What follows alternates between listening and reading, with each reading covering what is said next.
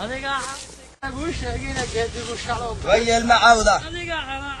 covered with hard matting. I lay down to rest, worn out with fatigue, and profoundly impressed with the poesy of our position. I was under the roof of a bigoted prince whose least word was death, amongst a people who detest foreigners, the only European that had ever passed their inhospitable threshold. أشهد أن محمد رسول الله حي على الفلاح. This is Gayhamburti, literally the navel or belly button of Hara. It is the geographical and spiritual centre of the city and is a place that Burton visited on many occasions. He came here to see his friend, the Somali Sheikh Jama, who was influential with the Emir and helped him in his negotiations. In fact, Burton had already dropped his Arab disguise just prior to entering the city, and in a bold move had forged a letter introducing himself as a British envoy. The Emir knew that the British controlled the sea around the Somali ports, upon which Hara's business depended, and if he harmed their ambassador, they could readily cut his trade routes. He was also aware of Britain's increasing influence in the region, and that it would be foolish to antagonise them. These concerns, and Burton's powers of persuasion and strength of character, were certainly instrumental in saving his life.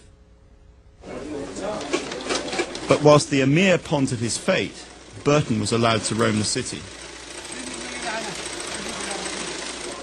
One of the reasons that Hara retains this sense of vibrancy about it is that, as in Burton's day, there is still a very strong connection between the rural community that lives in the villages surrounding the city and the city itself.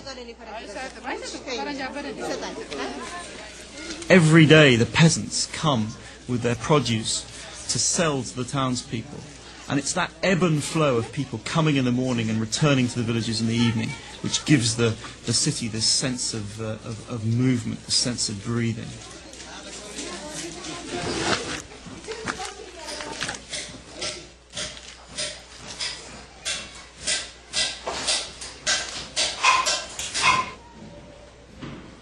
I've come to this rather bizarre house to see Jalal Abdul Latif, an Islamic scholar and political activist who was exiled for 24 years. He's also a proud citizen of Hara. It was the curse that the emirs of Hara believed would fall upon the city, which, if an infidel was to penetrate its gates, which mostly drew Burton. I mean, Burton was challenged by this. By entering Hara and leaving successfully, did he in fact invoke that curse? No one was allowed to come in here. Richard Burton came. That introduced Hara to the rest of the world. I mean, in 10 days he produced 50-page dictionary of Hara language. He met the Amir, he walked around the alleys, he tasted the food, he did some paintings, he prayed in a mosque. I mean, he did everything that he wanted to do, but left in 10 days. But people feel strongly that since he left, what he published, they feel it was most of political military intelligence. It actually made Hara vulnerable because of his information, because no one has any information on Hara for hundreds of years.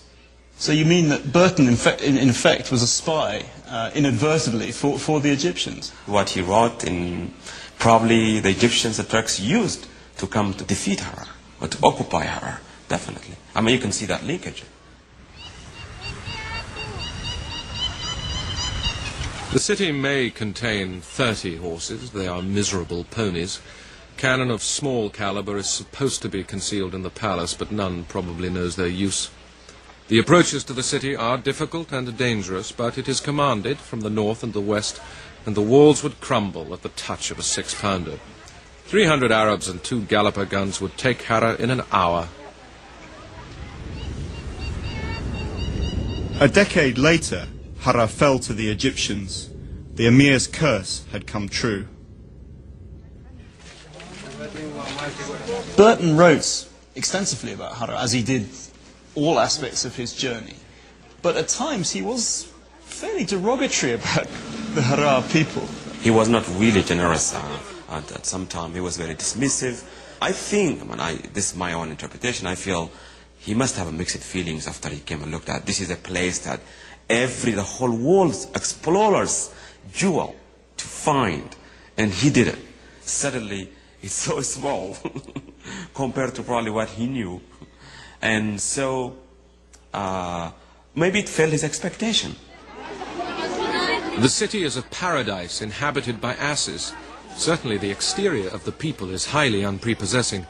Amongst the men I did not see a handsome face. Their features are coarse and debauched. Many of them squint. Others have lost an eye by smallpox, and they are disfigured by scrofula and other diseases. The women appear beautiful by contrast with their lords. They have small heads, regular profiles, straight noses, large eyes, and mouths approaching the Caucasian type. Dress, however, here is a disguise to charms. Madobe.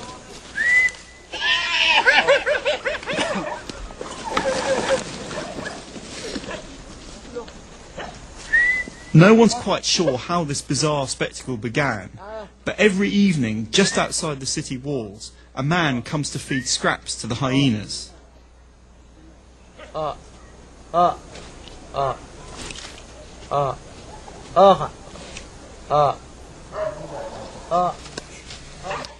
never seen such fat, well-fed hyenas in my life.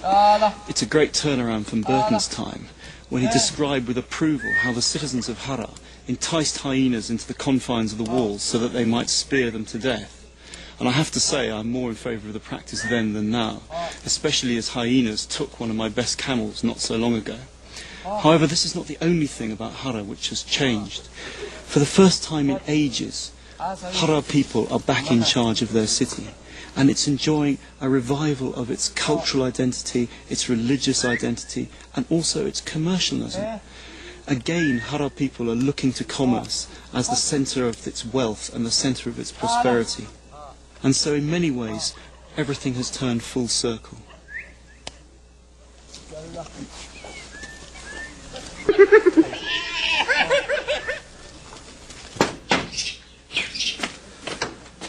Hey, how are you? It's good to see you. Nice to see you. Welcome to my aunt's house. Assalamu alaikum.